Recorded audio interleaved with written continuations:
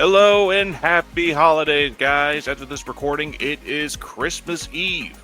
And yes, today we got a new chapter from Four Knights of the Apocalypse, chapter 174, Gawain versus Turret. This is the last chapter of 2024. We'll be getting a new chapter the week after New Year's. I can't wait to see what the story is going to lead up to next year. But let's finish up Four Knights of the Apocalypse in 2024 with this latest chapter, and let's begin now. We start off the chapter with Anne. She is waking up to Percival's face. Yelling, "Too close, too close." She wakes up and wondering where the heck she is. And Percival says, "Well, you're in a waiting room." She wonders how 𝐿𝐮𝐬𝐽 is doing, and Percival says, "There's no problem there, because 𝐿𝐮𝐬𝐽 comes running in, glad to see that she is awake."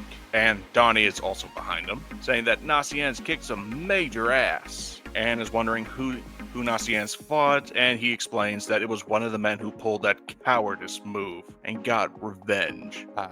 There's nothing like revenge to soothe someone's ease, but this doesn't last long as she feels kind of a loser. She feels like she's the only loser of the group. "Donnie, don't mention this." But Percival assures her it's not true. She won in his book. Even though she was down, she never gave up that rapier. She was awesome.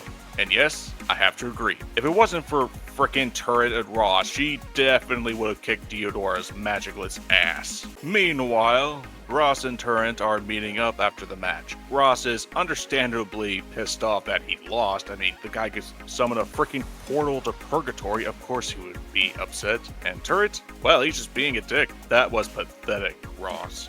"And yet you serve Ironside alongside me, so I messed the frick up. I made a little mistake, okay?" I'd have to agree with Ross. I don't think he knew he was going to be going up against a freaking giant fairy hybrid, with the aid of the sacred tree, no less. Nonetheless, Turret is just being more of a dick. Even if it does, a little mistakes aren't allowed in real battle. But someone comes in laughing, and who other than our girl Gawain, floating above them, mockingly saying, "If you dolts can't tell the difference between a little mistake and fate at work, you can't even win at this festival. Here's much less in real war." And we get to see the next round.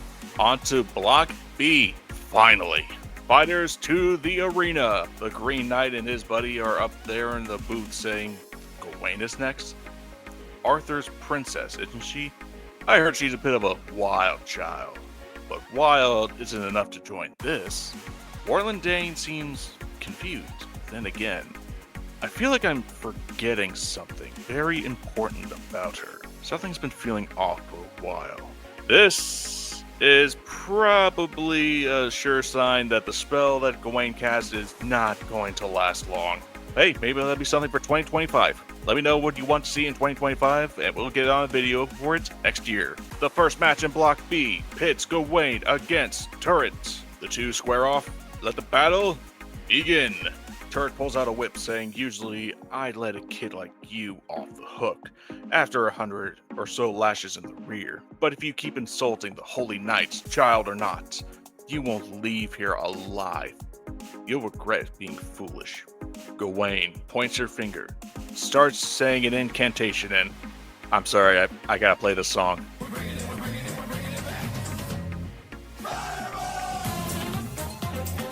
Sorry, I couldn't resist. She mocks him, saying, "You talk too much." And that's a direct hit. Or so we thought. It has no effect. The explosive force was blocked right in front of Turret, and we can guess by those footprints as to what it is.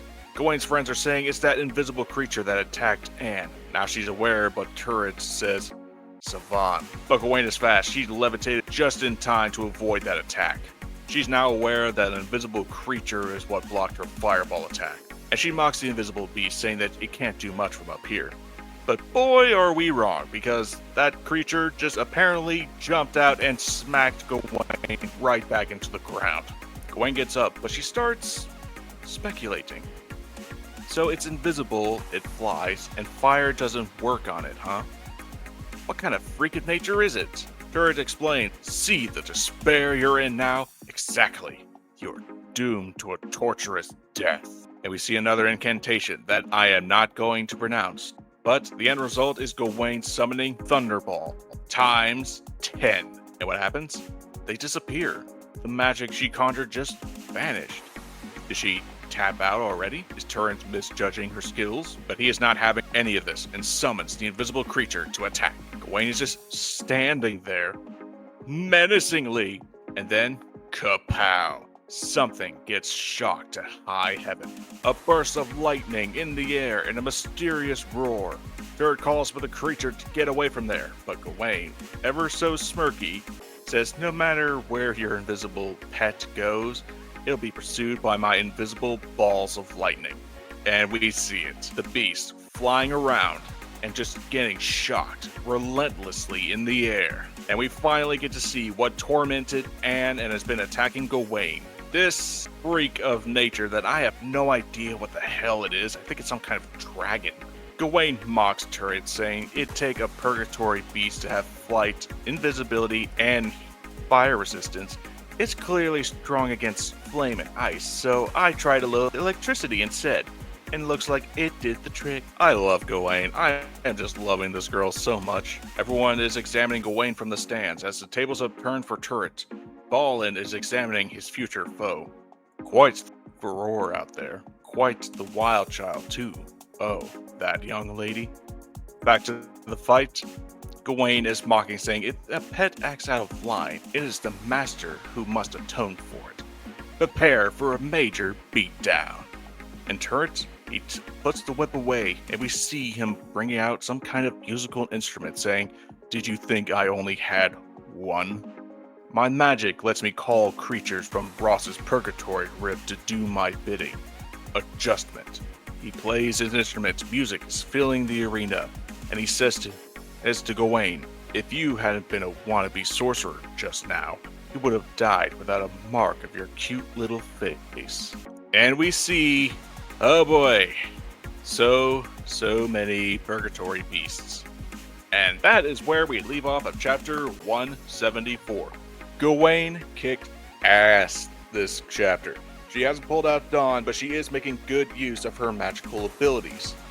However, how exactly is she going to go up against three purgatory beasts? Well, we're going to have to see in 2025. This is the last chapter of the year, and so we'll be waiting for the next chapter after the new year. But hey, we'll be out with a new video just before this year is over. And I'll see you all then. This has been Dante from the Anime Underworld. Happy holidays, guys. And I'll see you all next time.